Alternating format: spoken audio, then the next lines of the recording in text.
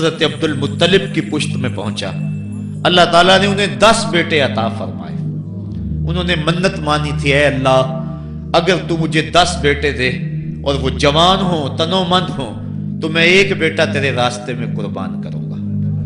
جب حضرت عبداللہ جو کہ حضرت عبد المطلب کے چھوٹے فرزند تھے، ان کی عمر 18 سال ہوئی تو حضرت عبد المطلب کو اپنی منت یاد آئی۔ انہوں نے اپنے 10 بیٹوں کو بلایا، کہا بیٹا میں نے کعبہ کے رب سے یہ وعدہ کیا ہے کہ اللہ مجھے اگر 10 بیٹے دے گا تو میں ایک بیٹا اللہ کی راہ میں قربان کروں گا۔ اب تم بتاؤ تمہاری رائے کیا ہے؟ کہانی حرم کی پھر دوبارہ دہرائی جا رہی ہے۔ کہا رائے بتاؤ۔ 10 کے 10 بیٹوں نے گردن خم کر دی۔ کہا ایک بیٹے کو ذبح کرنا ہے۔ کہا جس کو چاہو۔ کہا نہیں میں قرعہ ڈالتا ہوں۔ جب قرعہ ڈالا تو حضرت عبداللہ کے نام قرعہ نکل آیا۔ فرشتے پھر دم بخود تھے، مالک تو نے اس کی پشت میں امانت رکھی ہے اور آج اس کو بھی ذبح کیا جائے گا۔ کائنات پر پھر کوہرام مچنے لگا۔ حضرت عبد المطلب آستینیں چڑھا رہے ہیں، ہاتھ کے اندر چھری ہے۔ یہ خبر پورے مکے میں پھیل گئی، سارے سردار دوڑے آئے۔ کہا عبد المطلب یہ رسم تو نہ ڈالو، اس کا ادا کرنا مشکل ہو جائے گا۔ کہا میں نے کعبے کے رب سے یہ منت مانی تھی اور اللہ نے وہ منت پوری کر دی۔ اب میں تو جب قرعہ نکالا تو میرے اس فرزند کے نام قرعہ نکل آیا، میں اس منت کو ہر صورت میں پورا کروں گا۔ لوگ اکٹھے ہو گئے، منت سماجت کر رہے ہیں، لیکن حضرت سیدنا عبد المطلب ہر صورت میں اپنی اس منت کو پورا کرنے کے لیے مصر ہیں۔ پھر کہا کہ حجاز کی حرافہ اس کے پاس چلتے ہیں اور جا کے اس کے سامنے یہ مسئلہ رکھتے ہیں۔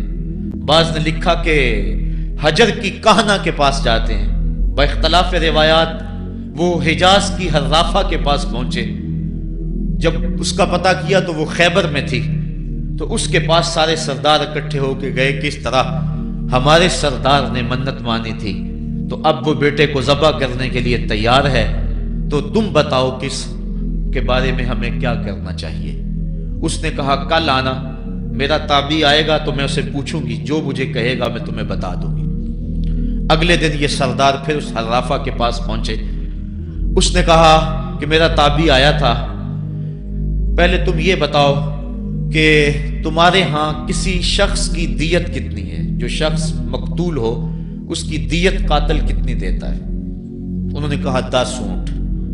کہا جاؤ پھر ایک طرف 10 اونٹ رکھو اور ایک طرف عبداللہ کا نام رکھو اور قرعہ ڈالو۔ اگر 10 اونٹوں کی طرف قرعہ نکل آیا تو 10 اونٹ ذبح کر دینا، اور اگر عبداللہ کی طرف نام نکل آیا پھر دوبارہ 10 اونٹ ادھر اور رکھنا، 20 رکھنا، اور اس طرح اونٹ 10-10 بڑھاتے جانا۔ جب قرعہ عبداللہ کے نام سے ہٹ کر اونٹوں کی طرف نکلا تو پھر اتنے اونٹ ذبح کر دینا۔ میرے تابعی نے یہی حل بتایا ہے۔ کہا ٹھیک۔ آئے اور آ کے ساری بات سنائی۔ 10 اونٹ ایک سمت رکھے گئے اور حضرت عبداللہ کا نام ایک سمت رکھا گیا۔ جب قرعہ نکالا تو حضرت عبداللہ کے نام نکلا۔ پھر 20 اونٹ رکھے گئے، پھر قرعہ نکالا تو حضرت عبداللہ کے نام نکلا۔ پھر 30 اونٹ رکھے گئے، قرعہ حضرت عبداللہ کے نام نکل رہا ہے۔ 40 اونٹ رکھے گئے، 50 رکھے گئے، 60، 70، یہاں تک کہ 100 اونٹ رکھے گئے۔ 100 اونٹ جب ادھر ہو گئے، اب قرعہ نکالا تو اونٹوں کے نام نکل آیا۔ سارے خوش ہو گئے کہ اب قرعہ اونٹوں کے نام نکل آیا، عبداللہ کی جان بچ گئی۔ لیکن حضرت عبد المطلب فرمانے لگے کہ میں ایسا نہیں کروں گا۔ کہا کیا کرو گے؟ کہا ایک مرتبہ نکلا ہے، 3 مرتبہ قرعہ ڈالو۔ اگر تینوں مرتبہ عبداللہ کے نام کی بجائے اونٹوں کے نام نکلا تو پھر میں سمجھوں گا کہ اللہ کی طرف سے یہی مرضی ہے، ورنہ میں اپنے بیٹے کی گردن پہ چھری رکھ دوں گا۔ اللہ اکبر! مکے کے اندر سردار بھی دعائیں مانگ رہے ہیں۔ اللہ اکبر! ایمن بھی دعا مانگ رہی ہے، مکے کے پربت دعائیں مانگ رہے ہیں، کائنات کا ذرہ ذرہ دعائیں مانگ رہے ہیں۔ قرعہ جب ڈالا گیا تو دوسری مرتبہ بھی قرعہ اونٹوں کے نام نکلا۔ اب تیسری مرتبہ جب کرہ ڈالا گیا تو ہر ایک کا دل دھڑک رہا ہے. حضرت عبد المطلب تیار ہیں. کہا اگر تیسری مرتبہ بھی کرہ اونٹوں کے نام نہ نکلا تو میں اپنے بیٹے کی گردن پہ چھری پھیروں گا، چونکہ میں نے کعبے کے رب سے منت مانی ہوئی ہے. جب تیسری مرتبہ کرہ ڈالا گیا تو وہ بھی اونٹوں کے نام نکلا. 100 اونٹ ذبح کر دیے گئے. حضرت عبداللہ جو کہ حضور کی امانت کے امانت دار تھے، ان کی زندگی محفوظ ہوئی. حضور علیہ السلام فرمایا کرتے تھے انا ابن الذبیحین، لوگوں میں 2 ذبیحوں کا بیٹا ہوں. ایک ذبیح اسماعیل علیہ السلام ہے اور ایک ذبیح میرے والد حضرت عبداللہ رضی اللہ تعالیٰ عنہ. جلدی سے حضرت عبداللہ کی شادی کی گئی. حضرت آمنہ سلام اللہ علیہا آپ سے نکاح ہوا. شادی کو ابھی چند ماہ ہی گزرے تھے کہ حضرت عبداللہ رضی اللہ تعالی عنہ شام کی طرف تجارت کی غرض سے گئے. واپس جب مدینہ طیبہ پہنچے تو ان کی طبیعت خراب ہو گئی. تو وہ چند لمحے چند دن وہاں رک گئے. قافلہ بھی رکا لیکن طبیعت سنبھل نہیں رہی تھی. قافلے والے انہیں وہاں چھوڑ آئے اور واپس آ گئے.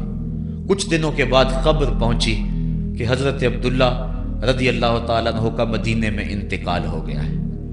حضور علیہ السلام شکم مادر میں. فرشتوں نے کہا مالک تیرے نبی تو شکم مادر میں یتیم ہو گیا. اے اللہ تیرا نبی تو شکم مادر میں یتیم ہو گیا. آواز آئی آنا حافظہ و آنا ناصرہ و آنا کافلہ. تم کیوں پریشان ہوتے ہو؟ میں اس کی حفاظت بھی کروں گا، اس کی مدد بھی کروں گا، اس کی کفالت بھی کروں گا. حضرت آمنہ سلام اللہ علیہا کے دل میں یہ خیال تھا کہ میں اپنے شوہر نامدار جس کے چہرے کو ابھی میں نے جی بھر کے دیکھا بھی نہیں تھا اس کی قبر پہ جاؤں. لیکن جو امانت تھی اس امانت کے تقاضے ان کو اس سفر سے روکتے رہے. حتیٰ کہ حضور کی ولادت ہوئی. آقا کریم کی عمر جب 6 سال ہوئی تو اب ان کے دل میں یہ جذبے اور یہ احساس اجاگر ہوا اور یہ جذبہ بڑھ گیا کہ میں جاؤں اور اپنے شوہر نامدار کی قبر پہ حاضر ہوں. حضرت آمنہ سلام اللہ علیہا آپ اپنے نونہال فرزند کو لے کر ام ایمن جو کہ حضرت عبداللہ کی کنیز تھیں ان کو لے کر آپ پہنچے. مدینہ المنورہ کچھ عرصہ گزارا. اللہ کے محبوب علیہ السلام کو کسی یہودی نے دیکھا تو اس نے یہ خبر گرم کر دی کہ وہ جو موعود نبی ہے جس کا وعدہ ہماری سابقہ کتابوں میں ہے وہ یہی ہے. لوگ جوق در جوق دیکھنے آنے لگے. تو حضرت آمنہ پریشان ہوئی اور جلدی سے وہ مکے کی طرف عازم سفر ہوئی. ابھی مکے سے 150 کلومیٹر کا فاصلہ باقی تھا کہ ابوا کے مقام پر حضرت آمنہ سلام اللہ علیہا کو سخت بخار ہو گیا اور حضرت آمنہ سمجھی کہ یہ میرا بخار جان لیوا ثابت ہوگا. تو انہوں نے ام ایمن کو بلایا. کہا لگتا ہے کہ یہ بخار میری موت کا باعث بنے گا. میں تمہیں وصیت کرتی ہوں کہ میرے بیٹے کو بحفاظت امیر قریش عبد المطلب تک پہنچا دینا. اور اس کے بعد حضور کو حضرت آمنہ نے بلایا، اپنے سامنے بٹھایا، سر پہ ہاتھ رکھا. حضرت آمنہ حضور سے کچھ باتیں کرنا چاہ رہی تھی. وادی ابوا کے اندر یہ منظر بڑا دل گداز تھا. حضرت آمنہ نے اب حضور کے سر پہ ہاتھ رکھا اور روتے ہوئے کہا، آنکھیں چھلکنے لگی. کہا بیٹا ہر نئی چیز نے پرانی ہو جانا ہے اور ہر باقی نے فنا ہو جانا ہے. میں بھی جا رہی ہوں وذکر باک و ولد تو تہرا، لیکن سنو میرا ذکر نہیں مٹے گا. میں تیرے جیسا پاکیزہ بیٹا چھوڑ کے جا رہی ہوں. یہ آخری لفظ تھے حضرت آمنہ سلام اللہ علیہا کے. اس کے بعد حضرت آمنہ سلام اللہ علیہا آخری ہچکی لی اور حضور سے ماں بھی جدا ہو گئی. آقا کریم علیہ السلام نے اپنی والدہ کو وہاں دفن کیا ام ایمن کے ساتھ مل کے. جیسے بھی ہو سکا. وہ کیا کسی نے کہا تھا تجھے کن پھولوں سے ہم کفن دیں، تو جدا ہی ایسے موسموں میں ہوا جب درختوں کے ہاتھ پھولوں سے خالی تھے. آقا کریم کی آنکھیں چھم چھم برس رہی ہیں حضرت ام ایمن حضور کو اپنے ساتھ چمٹا لیا اور مکہ المکرمہ پہنچ کے حضور کے دادا کے سپرد 2 سال تک وہ حضور علیہ السلام کو اپنی کفالت میں انہوں نے رکھا۔ کعبۃ اللہ کے سائے میں ان کی مسند بچتی تھی اور ان کے بیٹوں میں سے اور قوم کے کسی فرد کو یہ ہمت نہیں ہوتی تھی کہ اس مسند کے اوپر بیٹھے، دور ہٹ کے بیٹھتے تھے، لیکن حضور جب آتے تو اس مسند کے اوپر چڑھ کے بیٹھ جاتے۔ حضور کے چچا اور حضور کے دیگر عزیز و اقارب کہتے کہ بیٹا نہ چڑھو، تو حضرت عبد المطلب کہتے رہنے دو، یہ بڑی شان والا بیٹا ہے۔ ان سے محبت کرتے، ان کو اپنے ساتھ سلاتے۔ 8 سال کی حضور کی عمر ہوئی کہ امیر قریش کا بھی انتقال ہو گیا۔ ابن حشام نے لکھا ہے کہ جب امیر قریش کا انتقال ہوا تو سوگ میں مکے کے بازار بند ہو گئے، پورا شہر جنازے میں امٹ آیا، لیکن 8 سال کا بچہ تھا، بلک بلک کے رو رہا تھا۔ آج وہ سایہ بھی اٹھ گیا۔ پھر چچا کی کفالت میں گئے اور انہوں نے جس انداز سے کفالت کی اور محبتوں کا ثبوت دیا وہ الفتوں کی ایک لمبی داستان ہے۔ 40 سال کی عمر ہوئی تو اللہ تعالیٰ نے حضور علیہ السلام کو نبوت کی ذمہ داریوں کے اعلان اور لوگوں تک پیغام حق کے ابلاغ کا حکم دیا۔ آقا کریم علیہ السلام جب پیغام حق لے کر میدان میں آئے تو گلی کوچوں اور بازاروں کے اندر مخالفتیں، نکتہ چینیاں، ناموافق حالات کے جکڑ اور مخالفتوں کی آندیاں چلنے لگیں۔ ابھی آپ سن رہے تھے کہ حضرت بلال حبشی کے ساتھ کیا سلوک کیا جاتا رہا، کس انداز کے ساتھ ان کے سینے پہ پتھر رکھ دیا جاتا۔ حضرت خباب بن ارد کے ساتھ کون سا سلوک کیا جاتا رہا، کون کون سے دکھ تھے جو روانہ رکھے گئے۔ حضرت زنیرہ ان کے گلے کے اندر کوڑا ڈال کر کوڑے کی رسی کو تاؤ دیے گئے، یہاں تک کہ ان کی آنکھیں باہر آ گئیں اور آنکھوں کی روشنی جاتی رہی۔ ابو جہل بولا اب بلانا اپنے محمد کو جو تیری آنکھوں کی روشنی کو واپس کرے۔ زنیرہ نے ہاتھ پھیلا لیے اور کہا عرش کے رب، میں ان آنکھوں کا نور کیا میرے بدن کے ٹکڑے ٹکڑے ہو جاتے، کبھی بھی تیرے سے زندگی نہ مانگتی، لیکن اب تیرے نبی کی عزت کا سوال ہے، میری آنکھوں کی روشنی واپس کر دے۔ روایات میں آتا ہے کہ اللہ نے حضرت زنیرہ کی آنکھوں کی روشنی واپس کر دی۔ تکلیفیں آئیں، دکھ آئے۔ مکے کے چوک کے اندر حضرت سمیہ کو نیزہ مار کر ابو جہل نے شہید کیا۔ یہ اسلام کی پہلی شہیدہ تھی جن کا خون مکے کے ریگزار کے اندر گرا۔ حضرت یاسر کو شہید کیا گیا۔ یہ حضرت عمار ابن یاسر کے والد تھے اور سمیہ حضرت عمار ابن یاسر کی والدہ ماجدہ تھی۔ حضرت عمار ابن یاسر کو تختہ سیتم پہ رکھا گیا اور انہیں کوڑوں سے ان کی تواضع کی گئی۔ آقا کریم آئے، عمار ابن یاسر دکھوں اور اذیتوں میں سے 2-4 تھے۔ آقا کریم نے سر پہ ہاتھ رکھا اور کہا صبرن آل یاسر، صبرن آل یاسر ان موعدکم الجنہ۔ کہا آل یاسر صبر کرو، آل یاسر صبر کرو، میں تمہیں جنت کا وعدہ دیتا ہوں۔ تکلیفیں آئیں، دکھ سہے۔ اس راستے کے اندر مکے کی گلیوں میں حضور کے ساتھ جو سلوک ہوا کون بھول سکتا ہے۔ کبھی کانٹے بچھ رہے ہیں، کبھی حضور کی راہوں میں گڑھے کھودے جا رہے ہیں، کبھی اوجریاں ڈالی جا رہی ہیں بدن اطہر کے اوپر۔ ابو لہب اپنے گھر کا کوڑا اٹھا کر حضور کی دہلیز پہ ڈال جاتا ہے۔ عقبہ بن ابی معیط حضور کے گلے کے اندر کپڑا ڈال کے اس کو تاؤ دیتا ہے۔ حضور فرماتے ہیں جتنے دکھ اس نے مجھے دیے کسی نے نہیں دیے۔ اذیتوں کی داستانیں رقم ہو رہی ہیں۔ آقا کریم علیہ السلام کے شفیق چچا بھی انتقال کر جاتے ہیں۔ جب گھر آتے تو اپنی زوجہ حضرت خدیجۃ الکبریٰ سے دکھڑے کہتے، وہ بھی انتقال کر جاتی ہیں۔ اس سال کا نام عام الحزن رکھا جاتا ہے، دکھوں کا سال، مصیبتوں کا سال۔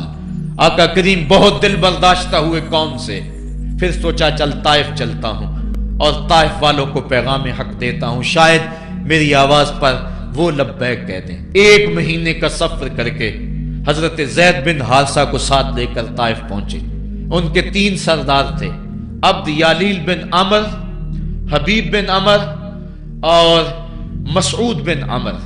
ان کے پاس جا کر پیغام حق دیا، کہا تمہاری بھلائی کا سندیشہ لے کر بڑی دور سے چلا ہوں، میری دعوت کو قبول کر لو، دنیا میں بھی کامیابی، آخرت میں بھی कामरानी तुम्हारा मुकद्दर होगी। ये दावत पेश की। उन्होंने कहा कि हम तुम्हारी दावत को मुस्तरद करते हैं। एक बोला कि और कोई जमाने में बंदा नहीं था जिसको नबूवत मिलती, तुझे मिलनी थी। किसी ने कुछ कहा, ताने दिए, दिल दुखाया हुजूर का। आका करीम ने फरमाया, इस फाल तुम मा फाल तुम फक तुम अलैया, तुमने जो मुझसे कहा सो कहा, तुमने जो मेरे साथ सलूक किया वो तुम्हारी मर्जी।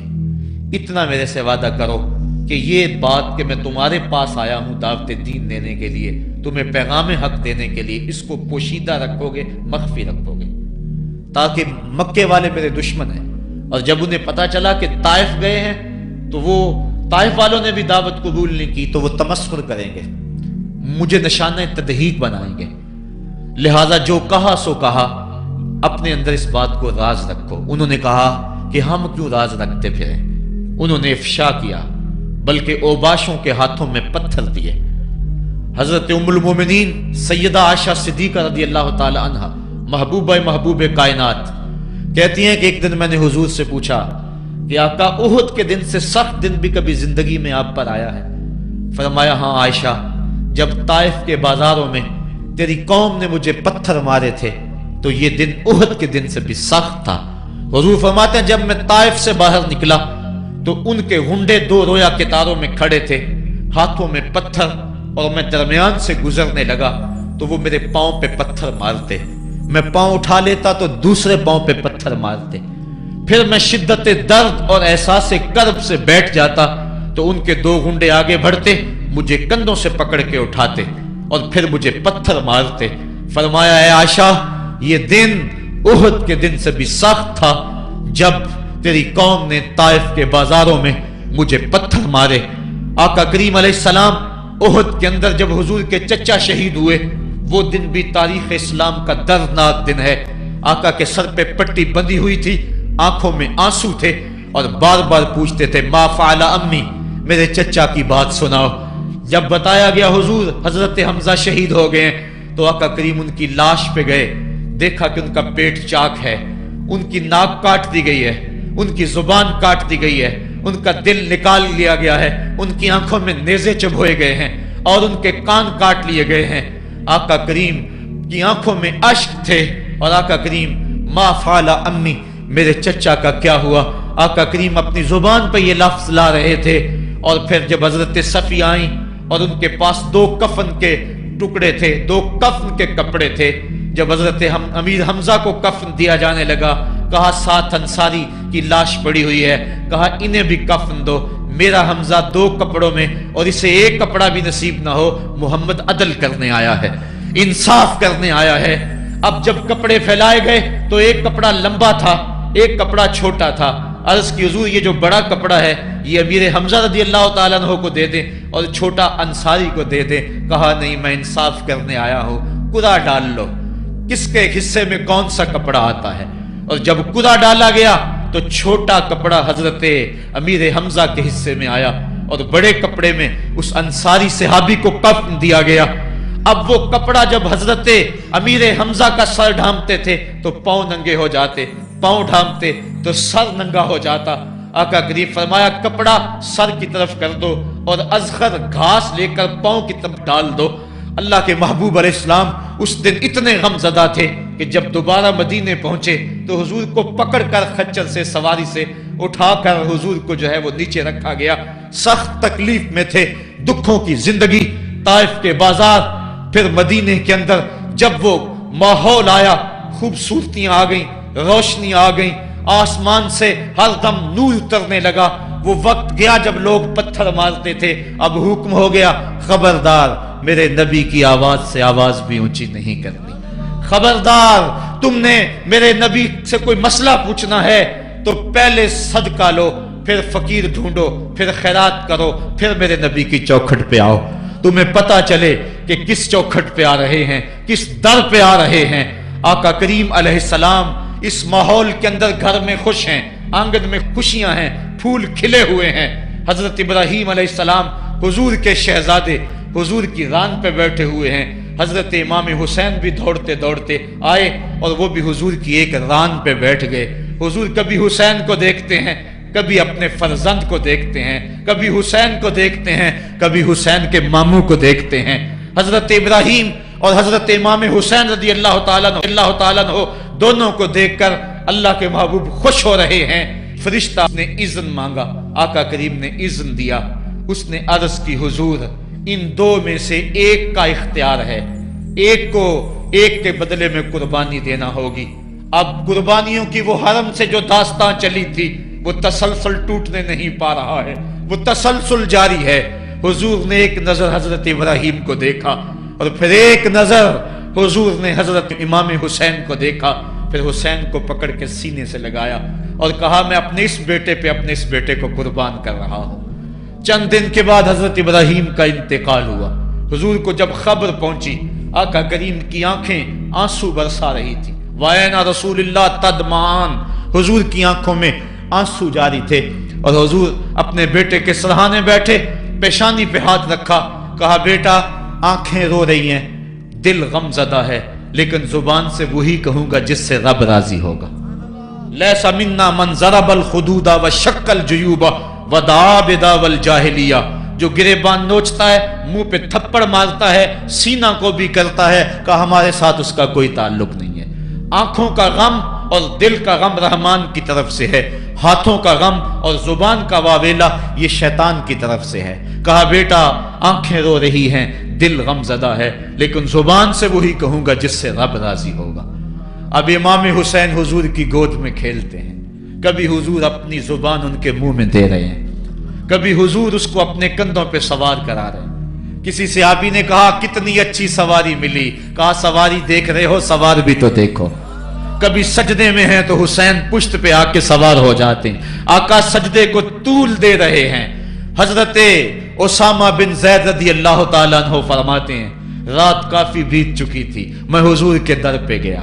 صحابہ حضور کے در پہ چوکھٹ پہ دستک نہیں دیا کرتے تھے، حضور کی چوکھٹ پہ لگ کے بیٹھ جاتے، آقا کریم اپنی مرضی سے آتے، صحابہ دکھڑا کہہ لیتے، کہانی کہہ لیتے، جو پوچھنا تھا پوچھ لیتے۔ لیکن اگر کبھی حالت ناگزیر ہوتی، کبھی ایمرجنسی حالات بنتے تو صحابہ اپنی انگلیوں کے پوروں کے ساتھ حضور کے دروازے پہ دستک دیتے۔ کانت تکرہ ابواب النبی بالاظافر، اللہ اکبر۔ حضور تشریف لائے، حضور سے حاجت کہی۔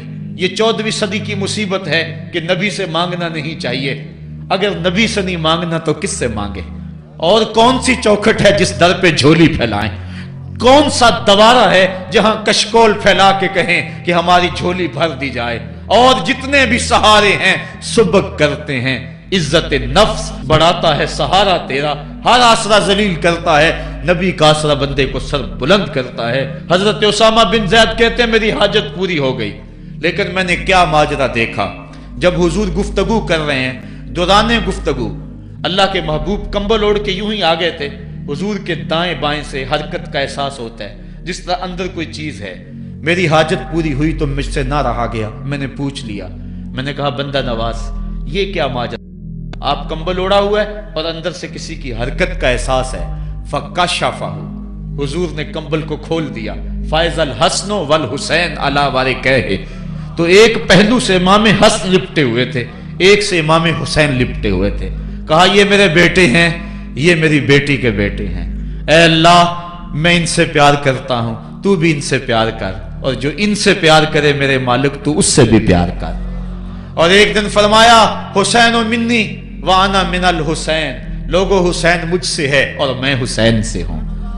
لمحے بیتتے گئے، پھر وہ جان گداز لمحے بھی آئے جب صحابہ کی چیخیں نکل رہی تھی، جب مسجد نبوی اجڑ رہی تھی، جب حجرہ عائشہ کے اندر اللہ کے محبوب اپنے رب کے ہاں جانے کی تیاریاں کر رہے تھے، جب سیدہ فاطمہ کے لبوں پہ یہ لفظ تھے سبت علیہ مصائب لو سبت علی الارض سرنا لیالیا، میرے اوپر اتنی مصیبتیں پڑی، اگر یہ دنوں پہ پڑتی تو وہ بھی کالی راتیں بن جاتے۔ حضور علیہ السلام کا جب جسد اطہر اٹھا تو صحابہ کی جو حالت تھی وہ اس انداز سے کہ صحابہ کے کلیجے پھٹ رہے تھے، روحیں گداز ہو رہی تھی۔ ایک ہاتھ اٹھا کے دعا مانگ رہا تھا، اللہم اذہب بصری حتی لا ارا بعد حبیبی محمد احدا، اے اللہ مجھے اندھا کر دے، مجھے اندھا کر دے، مجھ میری آنکھوں کی بینائی اچک لے، تیرا محبوب تہے مزار چلا گیا، میں نے آنکھوں کی روشنی کو کیا کرنا ہے۔ وہ دن بھی آئے، حضرت سیدنا صدیق اکبر کا کلیجہ بھی پگھل رہا ہے، وہ بھی غم رسول میں رو رہے ہیں، صحابہ تڑپ رہے ہیں۔ وہ اونٹنی، غصبہ نامی اونٹنی جس پہ حضور سواری کرتے تھے، وہ حضرت فاطمہ کے دروازے کے اوپر سر رکھ کے رو رو کے مر گئی۔ جب محبوب نہیں رہے تو ہم نے جی کے کیا لینا ہے۔ کائنات اجڑ گئی، جہان میں جو ہے وہ ہر سمت اندھیرا ہی اندھیرا چھا گیا، لیکن روشنی کے ٹمٹماتے ہوئے چراغ آج بھی روشن ہیں، جن کو دیکھ کر مصطفیٰ یاد آتے ہیں۔ لوگ ان شہزادوں کو دیکھ لیتے ہیں اور حضور کی یاد کو تازہ کر لیتے ہیں۔ وقت گزرتا گیا، پھر وہ لمحے بھی آئے کہ جب حضرت امام حسن کو زہر دیا گیا اور آپ کا کلیجہ کٹ کٹ کے کئی سو حصوں میں باہر آیا۔ آپ سے آخری لمحے حضرت امام حسین نے پوچھا کہ میرے بھائی کوئی وصیت؟ کہا بیٹا کوفے والوں سے بچ کے رہنا، ان کے دغے سے بچ کے رہنا۔ لمحے بیت گئے، 60 ہجری کو یزید تخت نشین ہوا، تخت نشین ہو گیا تھا، لیکن اس نے یہ چاہا کہ حضرت امام حسین رضی اللہ تعالی عنہ میرے لیے بیعت کر لیں، اور اس نے مدینے کے گورنر ولید بن عقبہ کو خط لکھا، اور خط کا مضمون یہ تھا کہ امام حسین کو بلاؤ اور میرے لیے بیعت لو، اور اگر وہ بیعت نہیں دیتے تو اس خط کے جواب کے ساتھ ان کا سر بھیج دو۔ ولید بن عتبہ محب اہل بیت تھا، اس نے رات کی کافی تاریکی کے اندر حضرت امام حسین رضی اللہ تعالیٰ عنہ کو پیغام بھیجا۔ حضرت امام حسین نے حضرت عبداللہ ابن زبیر سے مشورہ کیا، انہوں نے کہا اس وقت گورنر کا بلانا خیر نہیں، صبح جائیں گے۔ آپ فرمایا نہیں میں بھی جاتا ہوں۔ کچھ سواروں کو ساتھ لیا، کہا تم باہر کھڑے ہو جانا دارالامارت کے، اگر میں آواز دوں تو تم دوارے پلانگ کے اندر آ جانا۔ ولید بن عتبہ کے پاس امام حسین پہنچے، آپ نے کہا کہ سناؤ کیا معاملہ ہے؟ تو اس نے کہا کہ یہ خط ہے جو یزید نے بھیجا ہے۔ آپ نے فرمایا کہ میں صبح بتاؤں گا۔ ولید بن عتبہ نے کہا ٹھیک ہے۔ امام حسین پلٹنے لگے تو مروان بن حکم جو پاس بیٹھا ہوا تھا گورنر کے، کہنے لگا یہ چلے گئے تو دوبارہ ہاتھ نہیں آئیں گے، اب موقع ہے، اب ان کو پکڑ لو اور ان سے زبردستی بیعت لے لو۔ یہ بات حضرت امام حسین کے کانوں میں پڑی، آپ پلٹے، نیام سے تلوار نکالی، حیدری کچھار سے محمدی شیر نکل آیا، اور حضرت امام حسین رضی اللہ تعالیٰ عنہ نے اس وقت جو جملے کہے، تاریخ کے اوراق کے اندر وہ جملے محفوظ ہیں۔ حضرت امام حسین نے کہا ایھا الامیر، اے امیر تو جانتا نہیں ہم کون ہیں؟ انا معدن الرسالہ و محبت الوحی و مختلف الملائکہ، میں وہ ہوں جس کے گھر میں جبریل آتا تھا، ہمارے گھر میں وحی اترتی رہی ہے۔ وَيَزِيدُ بْنُ الْمُعَاوِيَةِ رَجُلٌ فَاسِقٌ فَاجِرٌ قَاتِلُ النَّفْسِ مُعْلِنٌ بِالْفِسْقِ شَارِبُ الْخَمْرِ وَمِثْلُنَا لَا يُبَايِعُ، کہا اور یزید شرابی ہے، یزید مسلمانوں کا قاتل ہے، یزید فاسق مولن ہے، اے امیر میرے جیسا شخص چھپ کر بیعت نہیں کر سکتا۔ اللہ اکبر۔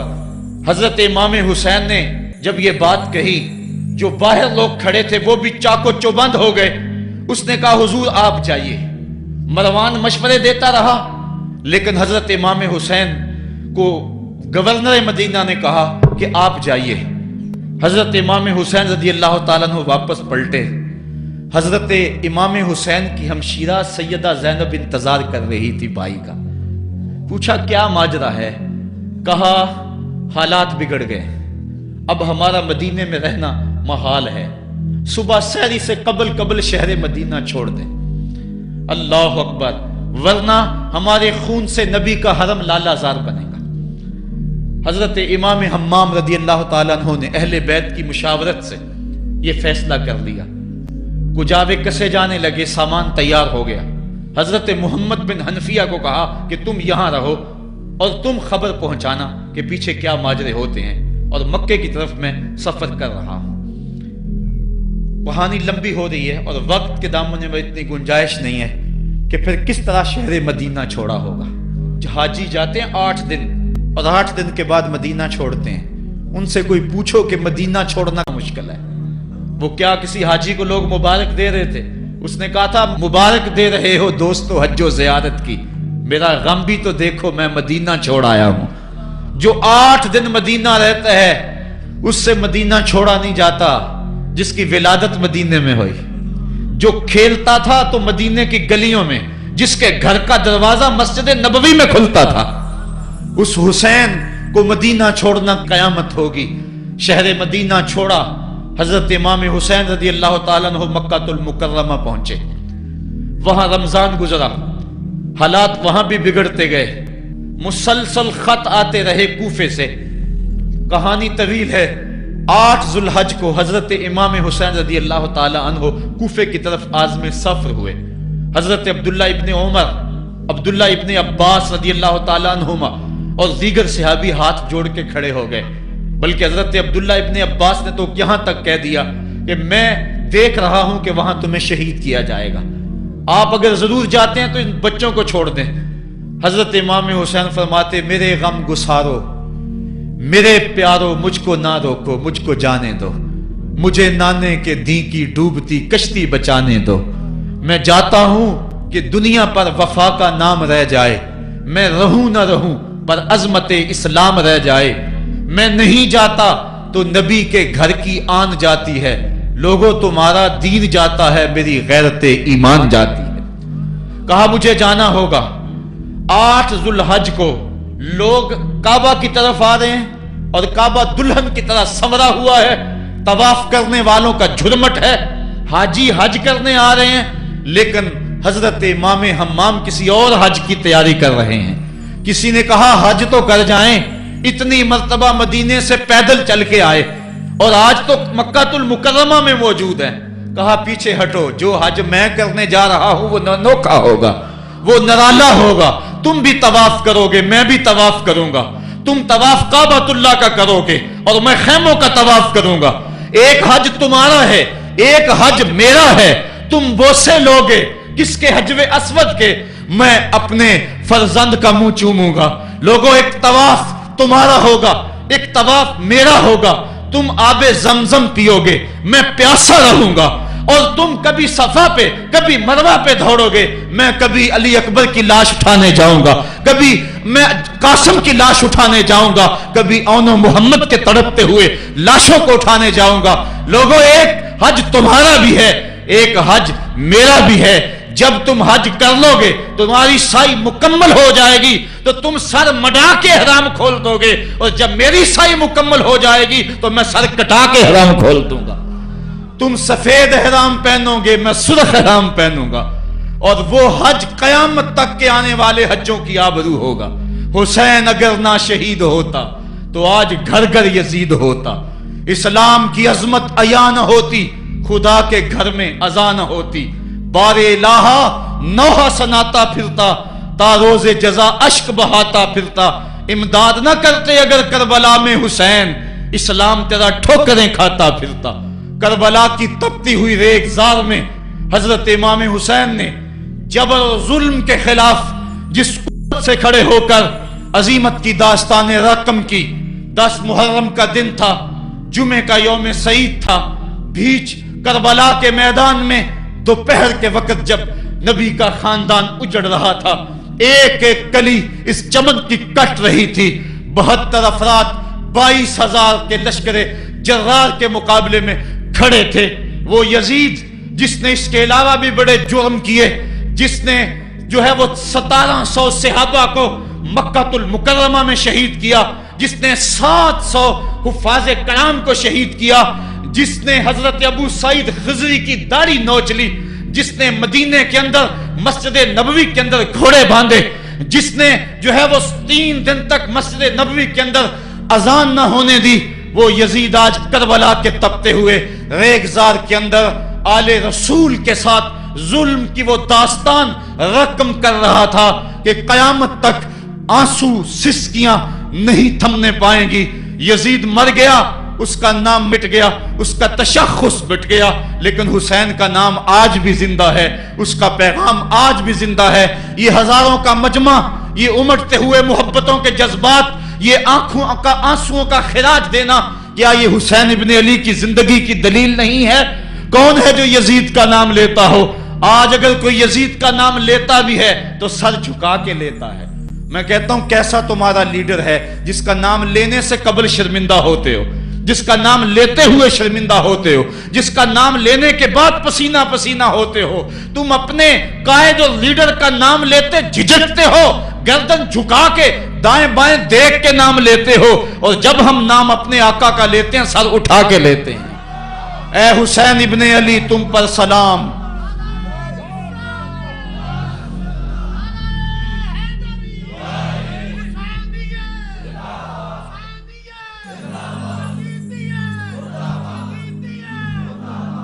صاحبو، کربلا کا تپتا ہوا منظر ہے، اتنے دکھ آ گئے۔ حضرت سری سختی رضی اللہ تعالیٰ عنہ فرماتے ہیں کہ اللہ تعالیٰ نے جب کائنات کو بنایا، انسانوں کو تخلیق کیا، تو انسانوں کو پوچھا بتاؤ تم میرے ہوگے؟ سب نے کہا مالک ہم تیرے ہیں۔ لیکن جب دنیا کو پیدا کیا تو 9 حصے دنیا کی طرف ہو گئے، 1 حصہ اللہ کی طرف رہ گیا۔ پھر جب عقبہ کو پیدا کیا جو 10واں حصہ تھا، اس میں 9 حصے پھر آخرت کی طرف ہو گئے، جنت دوزخ کے لالچ میں ہو گئے، اور 1 حصہ صرف کہنے لگا نہ ہم جنت کو دیکھتے ہیں نہ دوزخ کو دیکھتے ہیں، مالک ہم تو تجھے دیکھتے ہیں۔ پھر جب اللہ تعالیٰ نے بلاؤں کو پیدا کیا، آزمائش اور امتحانوں کو پیدا کیا، تو 10ویں حصے کے اس 10ویں حصے میں پھر 9 حصے جو ہے وہ ہٹ گئے۔ 1 حصہ ایسا تھا جس نے گردن جھکا کے کہا زمین و آسمان کی بلائیں بنا کے ہمارے گلے کا توق بنا دے، تیرے راستے سے نہیں ہٹیں گے۔ کربلا کے تپتے ہوئے ریگزار میں وہ منظر رقم ہونے والا ہے۔ ایک قربانی منا میں ہوئی تھی، غریب و سادہ اور رنگی ہے داستان حرم، نہایت اس کی حسین اور ابتدا ہے اسماعیل۔ وہاں دمبا آ گیا، آگے 100 اونٹ آ گئے، اور آج اللہ اکبر، حضرت امام حسین کربلا کے تپتے ہوئے ریگزار میں 22,000 کے لشکر کے سامنے کھڑے۔ کہا لوگو میرا حق پہچانو، میرے خون سے اپنے ہاتھ نہ رنگو، مجھے پہچانتے ہو کہ میں کون ہوں؟ کہا لوگو جلدی نہ کرو، میرے حق کو پہچانو۔ اس وقت روئے زمین پر کسی نبی کی بیٹی کا بیٹا موجود نہیں ہے۔ لوگو میرے راستے سے ہٹ جاؤ اور میرے خون سے اپنے آپ کو ابدی بدبختیوں کا شکار نہ کرنا، بلکہ آپ نے نام لے لے کے فرمایا کہ اے زید بن حارث، اے ابن دبی، اے ابن جبیر، اے فلاں فلاں، نام لے کر کہا تم نے خود ہی خط لکھے تھے۔ انہوں نے کہا ہم خط نہیں لکھے۔ آپ نے وہ چمڑے کا تھیلا تھا اس کو الٹ دیا، کہا یہ تمہارے خط ہیں اور آج تم مکر گئے ہو۔ انہوں نے کہا کہ سیدھی بات ہے، یا تو بیعت کرو اور یا پھر مرنے کے لیے تیار ہو جاؤ۔ حضرت امام حسین نے کہا کیسی بات کرتے ہو، اگر میں نے بیعت کرنی ہوتی تو مدینہ کیوں چھوڑتا، اس جائے پناہ کو کیوں چھوڑتا۔ دولت کی تجوریاں کھول دی گئیں، پیشکشیں کی گئیں۔ حضرت امام حسین فرمایا یہ کبھی نہیں ہو سکتا، جس سے صرف حق ہی قبول ہو، یہی جس کا اصل اصول ہو، جو نہ بک سکے جو نہ جھک سکے، اسے کربلائیں ہی راز ہیں۔ پھر جبر کی آندھی چلی، ایک ایک کر کے جانثار راہ خدا میں قربان ہوتا گیا۔ پھر خاندان نبوت کی باری آئی، حضرت علی اکبر، حضرت امام حسین کے جوان سال بیٹے راہ خدا میں جان پیش کرتے ہیں، بھتیجے قاسم رضی اللہ تعالیٰ عنہ جان قربان کرتے ہیں، حضرت عباس کے قلم ہوتے ہیں بازو، جو خود جا سکتے تھے وہ خود قربانی پیش کرتے ہیں۔ اور صاحبو اب یارہ نہیں، جو خود جا نہیں سکتے تھے آپ خود ہاتھوں پہ اٹھا کے فرات کے کنارے پہ لے جاتے ہیں۔ کہا جو آ سکتے تھے وہ تو قدموں پہ چل کے آ گئے، اور جو قدموں پہ نہیں چل سکتے تھے میں انہیں اٹھا کے لے آیا ہوں۔ پھر ایک 2 شاخہ تیر ہلکے عسکر میں پیوست ہوتا ہے، خون چلو میں دے کر آسمان کی طرف اچھالتے ہیں، اور پھر اللہ کی بارگاہ میں عرض کرتے ہیں ربنا تقبل منا ھذا القربان، میرے مالک حسین کی یہ قربانی بھی قبول فرما لے۔ یہ کام آسان نہیں ہے، जिगर पारा हाथों में तड़प के ठंडा हो जाए और फिर भी सब्र का मुजाहरा किया जाए और अल्लाह की रिजा पे राजी हो जाए। अब हजरत इमाम हुसैन रजी अल्लाह ताला अन्हु तन्हा रह गए, एक एक को रुखसत कर रहे थे शहादत का दूल्हा बनाकर, लेकिन अब इमाम हुसैन को रुखसत करने वाला कोई मौजूद नहीं है। आप घोड़े पे सवार हुए, मैदान करबला की तरफ फेर लगाई।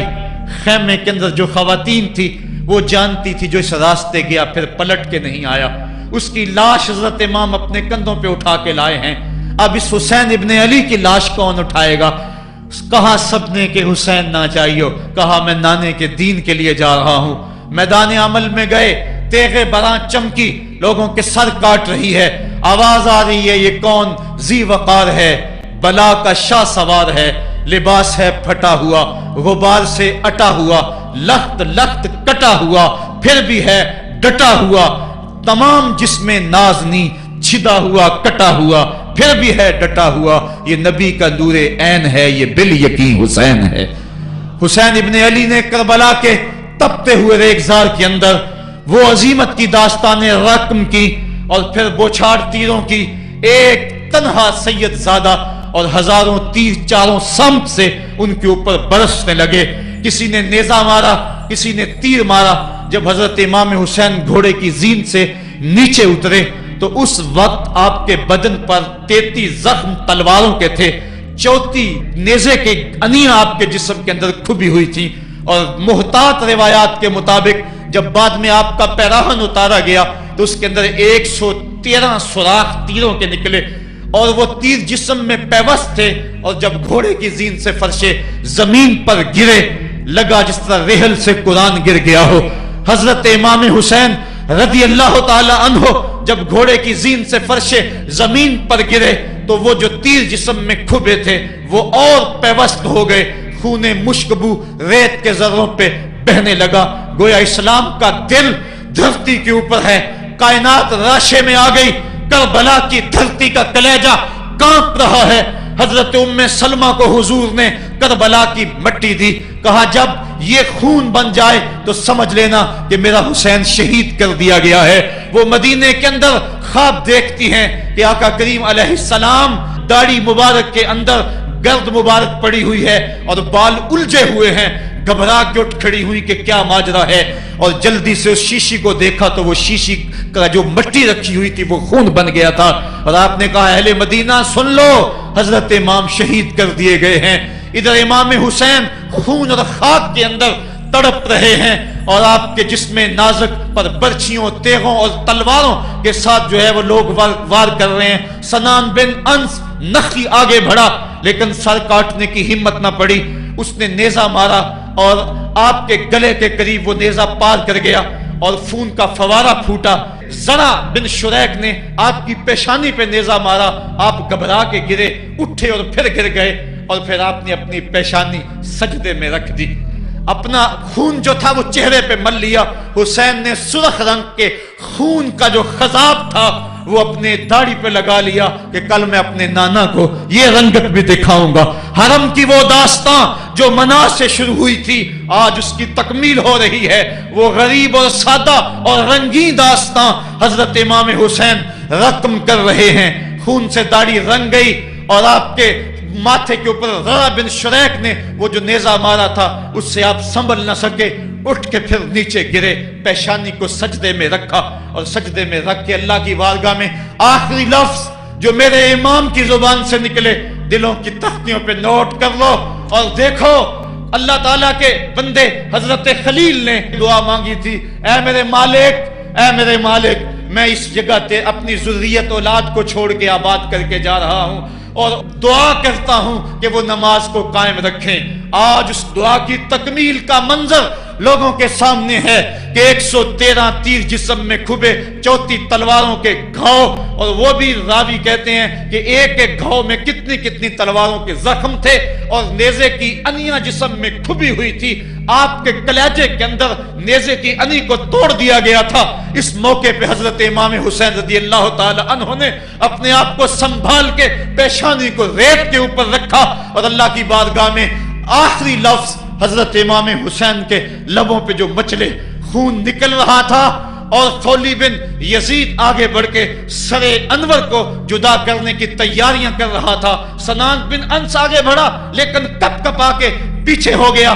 خولی بن یزید آگے بڑھا, وہ بھی پیچھے ہو گیا.